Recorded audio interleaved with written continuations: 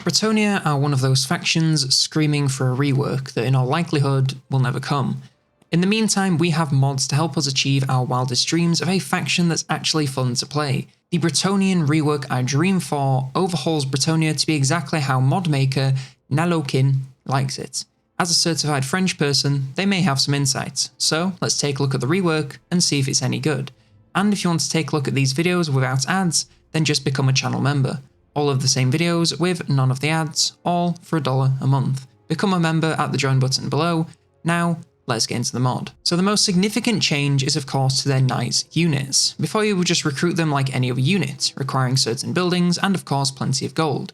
Now you can usually only recruit knights errant from a brand new menu with a regularly replenishing capacity. These units can be recruited instantly, but getting those higher tiers of units will be significantly more work. Now you'll have to gather as much XP as you can and upgrade units through the tiers, similar to the warband upgrades from the Warriors of Chaos. This means it's possible to take units from Knights Errant all the way to Grail Knights or even Royal Hippogriffs, but to do that you'll need to farm units XP and ensure they don't die, otherwise you have to start all over again. You can also gain some limited capacity for recruiting, questing and Pegasus Knights, but these only appear when completing an errantry war, which I'll come back to shortly. This new system is both more and less punishing. More, as you really need to look after your units, as losing something high tier is no longer just a gold cost, but also a massive time investment down the drain. But less, as you don't need to spam vows on your lords to make use of high tier units, and can instead start using them as soon as they gather enough XP. Speaking of vows, they've seen a huge rework since the old system really doesn't make much sense with this version of Bretonnia. Now they're like big names, where they each require you to perform a specific action, such as beating certain factions or units in combat, and reward you with permanent bonuses upon completion. They're a lot easier to make use of, and the buffs they bring give you some good incentive without making them feel entirely necessary to be viable in the late game. Completing all 3 vows unlocks the Grail Blessing. This grants the character immortality, magical attacks and perfect vigour, along with providing 1 blessing per turn, which is a new currency I will again come back to shortly. All in all, these are easy to make use of and more useful without being punishing if you ignore them. So, a great change all around. Chivalry has been hugely reworked to now be a resource that you're encouraged to spend, rather than one you hoard for 200 turns to get some mediocre buffs. You now gain it much faster, and the bonuses for high amounts, while simple, are good enough, especially since you'll be fluctuating a lot. Once you have 10,000, you can spend it on calling an errantry war. This works kinda like a war from the Greenskins, where you now have the goal of capturing or raising that faction's capital to gain various buffs, along with more powerful knights for your recruitment pool. Simply calling a war grants you some massive bonuses to help you get around the map faster, win more battles, and gain more XP for your knights. Along with this, you gain specific bonuses to which faction you're going against to give you an added advantage versus that specific race.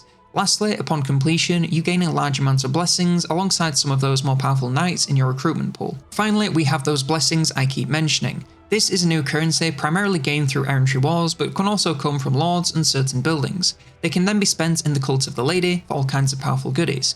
Firstly, you have a selection of powerful banners to bring all kinds of buffs to your units. You can also confederate other legendary lords, and the cost of this one fluctuates based on how powerful their faction is. You can also confederate minor factions, and of course you have the Green Knight. This guy is now an army ability that all armies in the faction gain access to, and once you unlock the first tier, you can pick up a number of bonuses to make him even stronger, and eventually have no time limit once he's summoned. All generic lords and heroes in the faction have some new skills to specialise them for certain roles like support, combat, or even campaign use. It's some small changes, but fills up their trees and lets you tailor them for specific jobs, which is never a bad thing. The legendary skill trees are also seeing some tweaks to be a little bit more in depth, and give them each a bit more of a gimmick to make use of some fun compositions. Of course, with their recruitment being so heavily overhauled, their buildings are seeing a major change. Now their high-tier military buildings offer powerful bonuses for local and faction-wide armies, with new abilities, buffs to chivalry, and more. Their infrastructure is also vastly simplified. Farms now give growth, and industry gives gold. There's no exclusivity, so you can really lean into the economy side of things when you need to. Things are much simpler, but honestly, I'm not complaining. Speaking of which, the peasant economy is no longer a thing, and whilst this means you can recruit as many peasants as possible, in my opinion, this is a tiny bit too strong as you can really get on a roll, especially with the reduced penalties for sacking. And lastly, the tech tree is hugely reworked into a large number of new categories. Peasants is for basically all units that aren't cavalry, Knights is for knights, surprisingly enough, Economy is for economy, so growth, income, trade goods, and so on. Kingdom is a little more varied, but mainly focuses on campaign buffs for your armies, so recruit rank, unit buffs here and there, and some magical bonuses. And lastly, external policy, which allows you to spend gold or blessings to improve relations with certain races, or gain immunity to certain types of attrition, and bonus XP when fighting against certain races. It's nicely laid out, giving you lots of options for where to start and go from there. It's also easy to understand with simple categories, and overall is a nice improvement that makes the tech tree a lot simpler to navigate. We also have some minor changes to the individual legendary lords and their effects. Lord Luan Leon Kerr now has a cost reduction for the Cult of the Lady, as he's her favourite boy toy after all. He now has a speedier wound recovery time along with a couple of new abilities to make him more powerful in combat. For Alberic de Bordelot, since it no longer makes sense to upgrade Knight recruit rank or duration, his faction now pays less upkeep and gains more XP for them. Fane Chantress can now recruit damsels in every province and pays less blessings to upgrade to Grail Knights. All spellcasters in her army gain more XP, and she has a number of abilities to empower herself and allies. And lastly, Rapunzel now has a cost reduction for unlocking banners in the Cult of the Lady. Finally, to wrap up with a mod review. Now, those of you who have been around for a while may remember that this is not the first Bretonnia overhaul I've covered.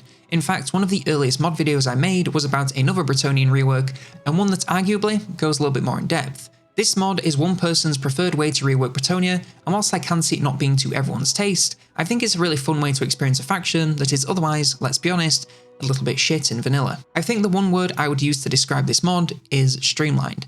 Everything in the faction, from the tech tree to chivalry to their economy, has been massively simplified. This sounds like it would be a bad thing since it makes the campaign too easy, but there's still plenty to keep you busy. Plus, I would argue the stuff you end up spending more time doing makes the campaign a lot more fun and interesting to play. The main focus is of course on the knights and their new method of upgrading. Is it lore accurate?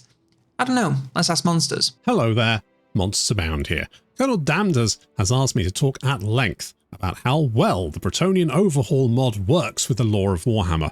Over the next 4.5 hours, we will... Okay, that's enough of that, thank you. The real answer for me at least, who cares? If it's fun, then that's good enough for me, and upgrading my cav from basic knights all the way to hippogriffs or top of the line grail knights is pretty damn fun. It makes battles a lot more stressful as you really want these units to survive, as otherwise you have to start from scratch with a much weaker cav line. It means making armies in the late game relies on winning battles with weaker units to level them up as quickly as possible and makes army building into a different beast entirely. No longer can you spam the best cav and auto-resolve to victory. Now you need to build around your weak units and try and carry them in battle until they can carry everything else. The changes to vows are also much simpler. Big names are a bit of a whatever mechanic, but I prefer that to having to complete bullshit side quests to be able to use certain units. The errantry wars are also a cool mechanic, but I do wish they were a bit more fleshed out. I like chivalry being a currency you're encouraged to actually use, rather than something you stockpile with no reason to do anything else. However, the mechanic is a bit too simple and gives you powerful rewards for not really doing anything. I don't mind buffs versus that faction in particular and some bonuses for beating them like the Wars, but as it is, it does feel a little bit half-baked. Again, if you want something simple, it's just fine, but personally, I would like this mechanic in particular to be a little bit more complex. And that really is what this mod comes down to. If you're okay with a simplified version of Bretonnia that trims the fat and makes them into the cav faction that steadily upgrades its armies over the course of the game, you'll have a great time. If you instead want to min-max their economy and empower their existing cavalry and so on, then the other Bretonnia overhaul may be for you. I don't necessarily think one is better than the other, it just comes down to what you prefer. My opinion is that this mod is great, it makes Bretonnia into a fun, simple romp with a lot of horses. Whilst I do wish it had some more complexity here and there, I must admit it made one of my least favourite factions into one I could play pretty mindlessly, and I mean that in a positive sense. But what I want to know is, what do you think of the Bretonnian rework I dream for? Please don't spell out the acronym, as far as I know there's no affiliation. Let me know in the comments below. Like the video if you did, subscribe for more, and if you want more mod videos then check out this video where I attempt to make the best Vanilla Plus Warhammer 3 experience possible.